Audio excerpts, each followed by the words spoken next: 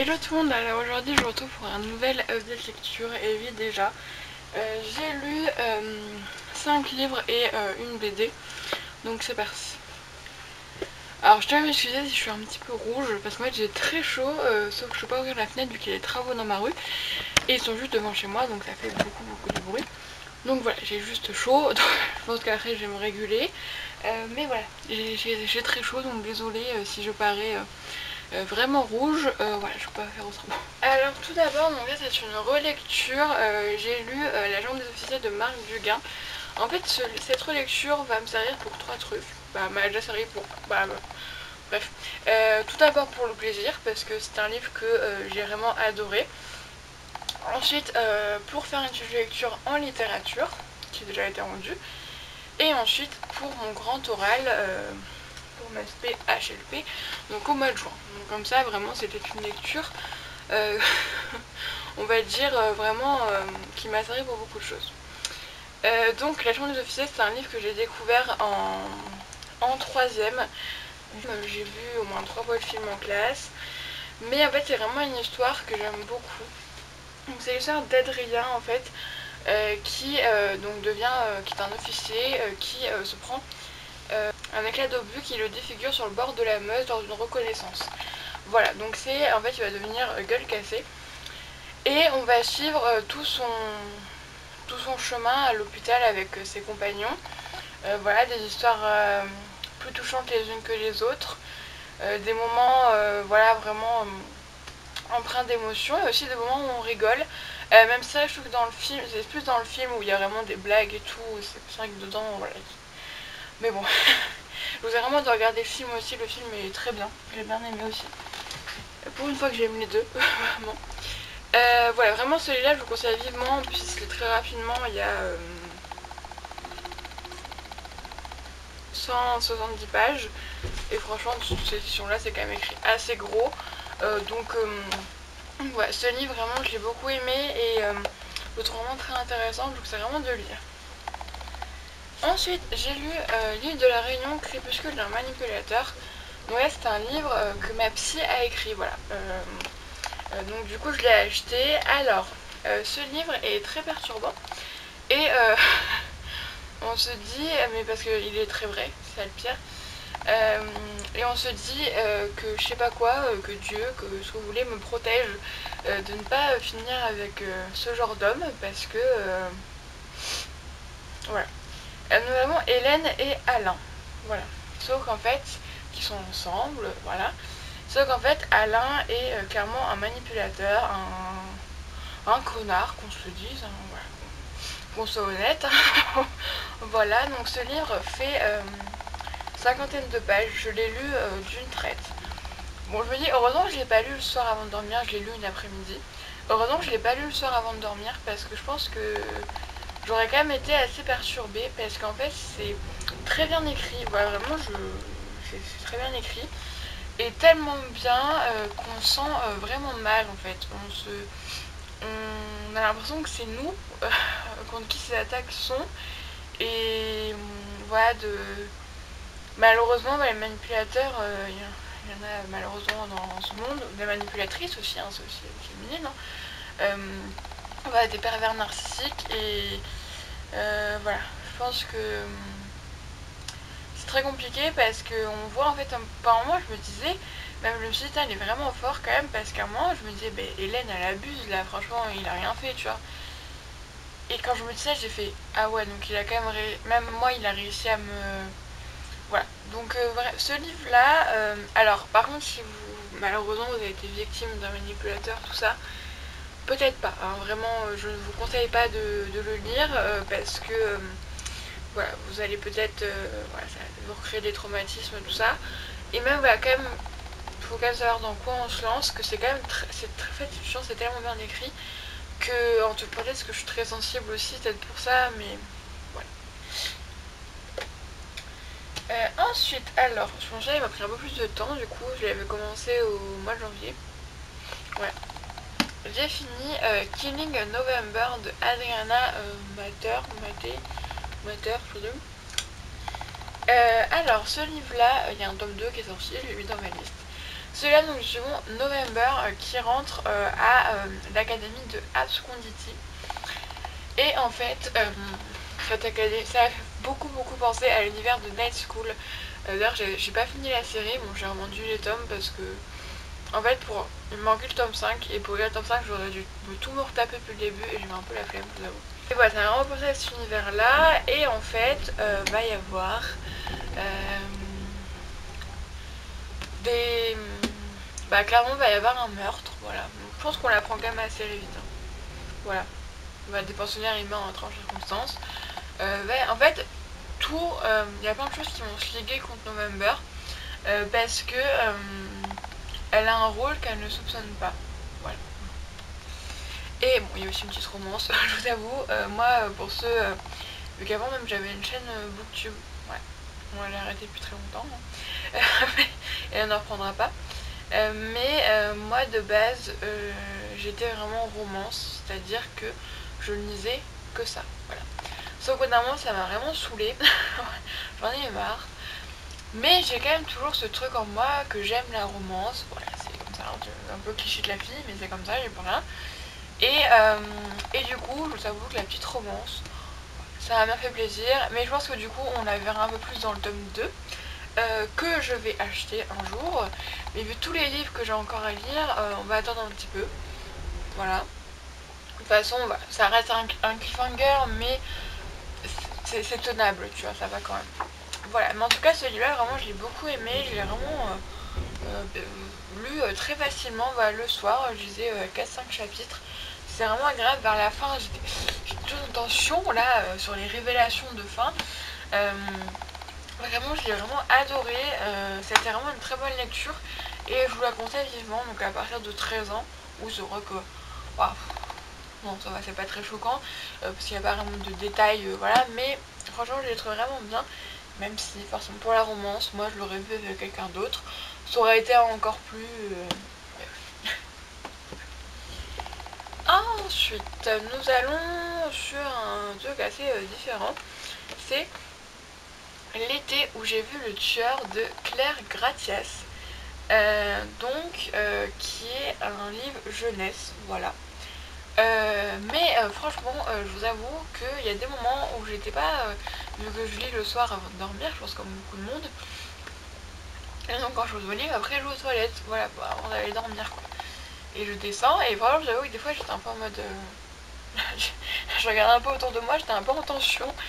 Donc nous avons Hugo en fait qui avec son ami Vadim va... en fait Hugo est une personne qui lit beaucoup de thrillers tout ça et avec les vidéos True Crimes où en fait à force d'en regarder tu t'imagines tout et n'importe quoi et ça finit par te perturber, hein, vraiment c'est un peu...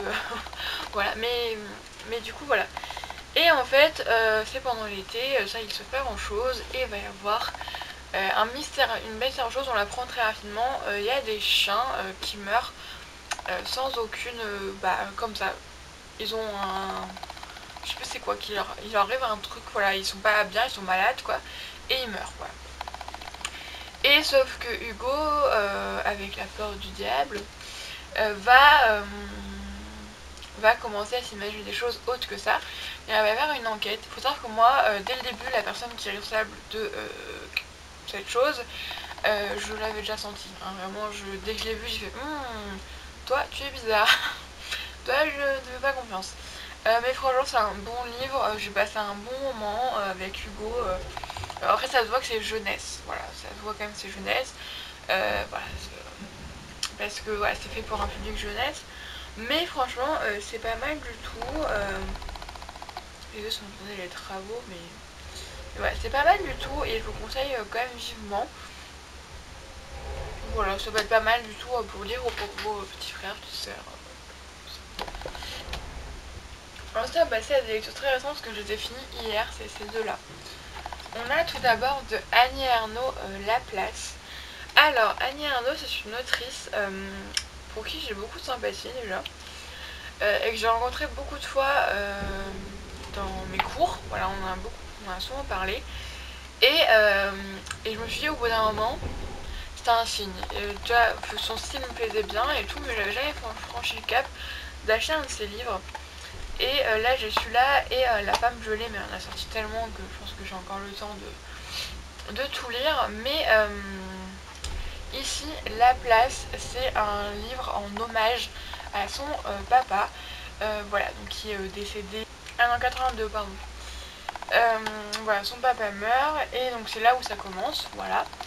Et en fait, elle va raconter toute sa vie avec son père. Donc son père, qui est enfin un petit peu, beaucoup, vraiment un peu ce qu'on imagine d'un ouvrier, d'une personne qui vit à la campagne. Voilà, sa mère aussi, ouais, ce sont des gens de la campagne. Si maintenant, c'est vrai que la différence est un peu moins forte, parce que bah on se mélange, quoi.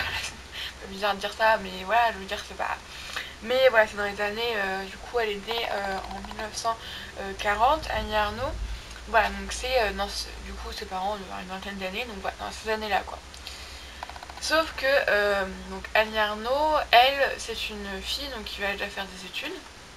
C'est-à-dire qu'à 16 ans, au lieu de travailler comme beaucoup des filles autour d'elle ou de se marier, voilà, elle va continuer ses études et elle va devenir professeure d'ailleurs.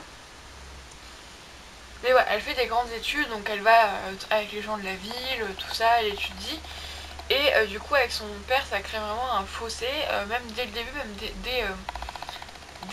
dès ses études, parce que une fois qu'elle aurait pu partir de l'école, c'est ce qui se faisait beaucoup avant, parce qu'on crée que maintenant, en soi, on peut partir de l'école à 16 ans, mais bon, pour qu'est-ce que tu veux trouver comme boulot à 16 ans, t'as rien, tu vois.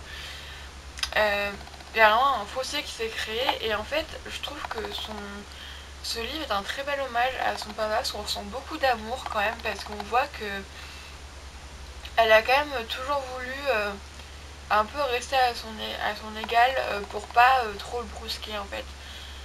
Et ça, franchement, celui-là, j'ai beaucoup aimé. En plus, il se lit vraiment très facilement. Vraiment, c'est écrit. Je sais pas c'est dans quelle police, c'est une nouvelle police. C'est quand même assez gros. Il y a 113 pages. Et voilà, en même temps, on suit la vie de Annie Ernaux aussi. Donc là, on la suit du coup, bah, quand son papa est mort, elle était mariée, elle avait son enfant. Donc là, je crois que dans le livre, il a 2 ans et demi, 3 ans, un truc comme ça. Elle retrace la vie et la mort de celui qui avait conquis sa petite place au soleil. Il dévoile aussi la distance douloureuse survenue entre elle, étudiante, et ce père aimé, qui lui disait les livres, la musique c'est bon pour toi, moi j'en ai pas besoin pour vivre. Voilà, c'est vraiment ce parallèle entre les deux mondes, on va dire. Et j'ai trouvé vraiment très intéressant et vraiment, je trouve qu'elle a une très belle plume. Après, en fait, elle a une plume où on va dire qu'elle. C'est pas qu'elle écrit comme elle parle, mais ça peut paraître assez grossier, on va dire, c'est pas des trucs où on met des jolis mots, non, c'est les mots de la vie. Donc peut-être pour certains qui sont invités pour pas lire, je sais pas, du Rousseau, du Molière, j'ai pas d'auteur d'autres qui est en tête, bref, tout est du Baudelaire, du Goethe, tout ça, c'est vrai que on n'est pas trop dans le même style. Mais voilà, c'est vraiment très bien et j'ai beaucoup aimé, j'ai passé un très bon moment devant ce livre. Et ensuite j'ai lu ceci, donc je l'ai acheté très récemment. J'ai lu Patient Zéro à l'origine du coronavirus en France. Un livre tout en actualité malheureusement, et je pense qu'il sera encore d'actualité pour un petit moment malheureusement. Ah, je commence à avoir un peu ras-le-bol, hein. Vraiment sur le moral ça joue vraiment fort fort là. Mais bon, je fais bon façon. Donc cette BD en fait c'est le fruit d'une enquête en fait du Monde et voilà, d'une enquête du journal Le Monde et d'autres personnes. Donc il y a Baquet, Chemin, Saint-Cric, Nicobi. Donc cette enquête sur le patient zéro du coronavirus qui n'a pas été trouvé d'ailleurs. Et d'ailleurs à la fin, il y en a une qui dit tu dois frapper à la porte du patient zéro potentiel et lui dire salut, tu sais Loi, c'est ta faute. C'est vrai que quand on y pense, vraiment je pense qu'en fait il faut même pas savoir. Parce que vu tout ce qui s'est passé, encore en plus là, en fait le livre se finit au début du confinement en fait. Et après il y a un épilogue en décembre, mais en fait, voilà. Le livre se finit en mars et déjà là c'était déjà pas mal la merde. Mais depuis maintenant tout ce qui s'est passé, tous les morts, tout ça, vraiment je pense que ça serait très délicat de voir quelqu'un et lui dire mais en fait tout ça, tu vois, tout ce qui s'est passé en France, c'est ta faute, c'est toi. je pense que tu as de quoi le vivre plutôt mal, hein. Je pense que là la culpabilité... Alors du coup cette BD donc retrace, donc on a les deux familles, donc on a la famille du professeur de technologie dans l'Oise et la famille du civil dans la base de Créteil, il me semble que c'est ça. Donc ils sont les deux premiers patients, on va dire, que on a établi et ensuite on en a vu avant. Et donc la vie de leur famille, et aussi en même temps on voit avec un petit peu de nostalgie entre grosses guillemets, c'est au moment où on dit oui le masque ne sert à rien, portez pas votre masque, ça vous protégera pas. Si vous demain dans la rue ou moi nous prenons avec un masque, ça ne sert à rien. Ça c'est drôle, je ne sais pas si on peut rire, mais voilà, voir ça, puis aussi le moment où ils annoncent, où Macron annonce que les écoles vont fermer, que les bars et restaurants vont fermer, que l'école sont fermées après le confinement. Et on se dit, c'était il y a un an quand même, surtout quand la deuxième République, ça fait vraiment un an. Là, on est le 4 mars aujourd'hui, ça va bientôt faire un an. Et on n'a pas l'impression qu'il y a un an qui est passé, hein. Vraiment, ça paraît tellement loin et tellement proche. Bref, du coup, moi j'ai plus beaucoup de batterie, donc je vais m'arrêter là. Cette BD, franchement, je la trouve vraiment pas mal. Je trouve que les dessins sont quand même pas mal bien faits et on voit un petit peu cette psychose, on va dire, vraiment du... Il y a toujours, mais on va dire vraiment au début, voilà, par exemple, je me rappelle quand même genre au mois de mars dernier, on n'en avait pas, donc on allait à Lidl, je savais, on allait faire des courses à Lidl, sans masque. Et tu te dis, mais c'est fou quand même Et maintenant, genre, je me dis, on aurait pu tellement l'attraper facilement, sinon on l'a attrapé, on sait pas. En tout cas, moi j'ai jamais eu de symptômes vraiment sur Covid, donc je ne sais pas du tout. Bref. Du coup, voilà, c'est de belles lectures. Il y a quand même des livres assez diversifiés. Voilà, mais ça c'est un petit peu mon style de lecture. Là, j'ai commencé hier soir Arsène Lupin, un gentleman cambrioleur. Voilà, puis ensuite on verra bien. Je pense que je vais lire un Virginie Grimaldi après. Je pense que j'en ai besoin souvent d'un petit peu de positif. C'est vrai que là le positif ça manque un petit peu quand même. Voilà. Bref, je vous fais d'énormes bisous. Faites de très bonnes découvertes livresques et je vous dis à la prochaine fois.